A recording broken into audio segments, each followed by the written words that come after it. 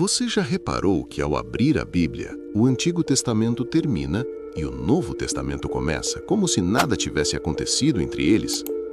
Mas existe um intervalo de aproximadamente 400 anos que quase ninguém comenta. E esse período foi tudo menos vazio.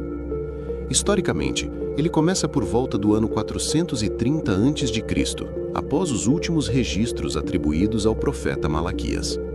A partir dali, não há novos livros incluídos no cânone bíblico judaico.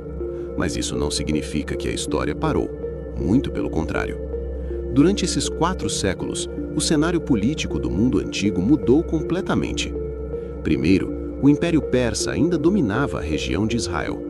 Mas em 322 a.C., surge um dos maiores conquistadores da história, Alexandre o Grande. Em poucos anos, Alexandre conquistou territórios que iam da Grécia até o Egito e parte da Índia.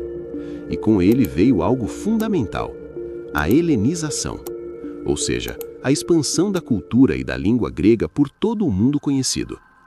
E isso teve impacto direto na região de Judeia. A língua grega se tornou comum. Costumes gregos passaram a influenciar o cotidiano. Após a morte de Alexandre, seu império foi dividido entre seus generais. A região de Israel alternou o domínio entre 2 dinastias, os Ptolomeus do Egito e os Seleucidas da Síria. Foi durante o domínio seleucida que ocorreu um dos eventos mais marcantes desse período. O rei Antíoco IV Epifânio tentou impor práticas gregas aos judeus. Ele proibiu práticas religiosas judaicas e chegou a profanar o templo em Jerusalém.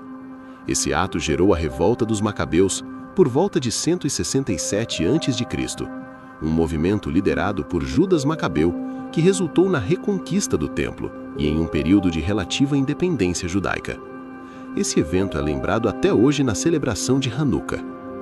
Durante esse tempo surgiram também grupos religiosos que mais tarde aparecem no Novo Testamento: fariseus, saduceus, essênios. Eles não surgiram do nada, foram resultado direto das tensões políticas e culturais desse período. Por volta de 63 a.C., outro império entra em cena: Roma. O general Pompeu conquista Jerusalém. A partir dali, a região passa a ser parte do domínio romano.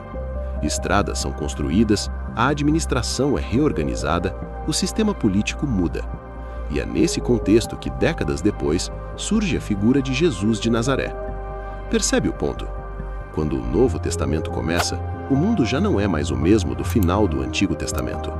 Existe uma língua comum, o grego koiné, existe infraestrutura romana, existe tensão religiosa interna, existe domínio estrangeiro. Nada disso surgiu de repente, foi construído durante aqueles 400 anos. Esse período, muitas vezes chamado de intertestamentário, é fundamental para entender o cenário histórico do primeiro século. Sem ele, grande parte do contexto do Novo Testamento fica incompleto. Não foi um tempo vazio, foi um tempo de transformação política, cultural e religiosa. E talvez o mais curioso é que, apesar de ser pouco comentado, foi um dos períodos mais decisivos da história.